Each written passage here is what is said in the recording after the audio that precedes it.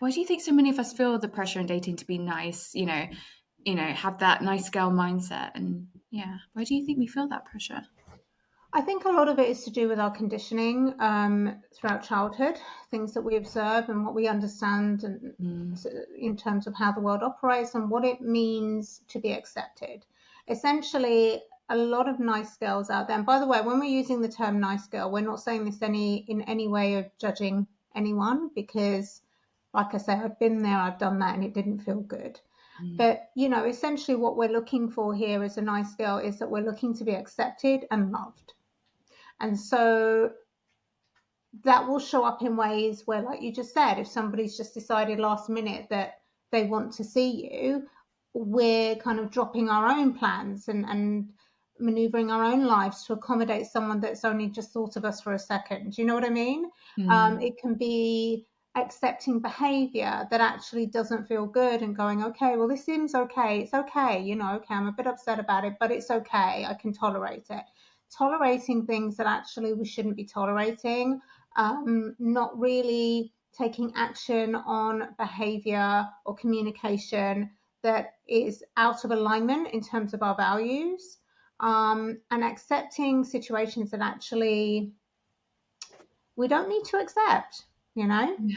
That's how I would say a few of the examples would show up for the nice girl mindset. Yeah. And it starts from young. We're taught to be obedient, to put others first.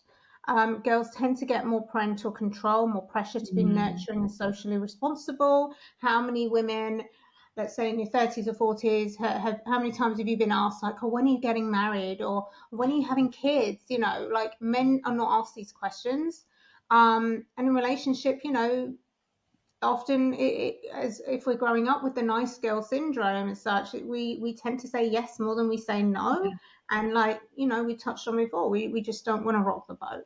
No.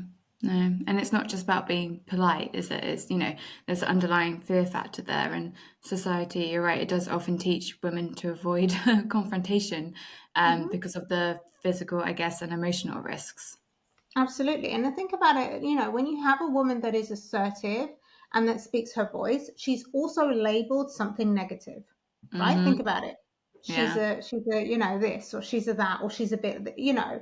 men aren't, and there's an unconscious awareness that men are generally stronger physically, Yeah. and that fear plays out into subtle ways, being afraid to set boundaries in relationships or say no because we don't want to provoke a negative reaction. And, where we touch on what I've just said about men being generally stronger physically, it often comes with this stronger energy and louder voice, or, you know what I mean? More, a bit more of an aggressive Yeah. tone sometimes, so that can play out in that way too. Yeah.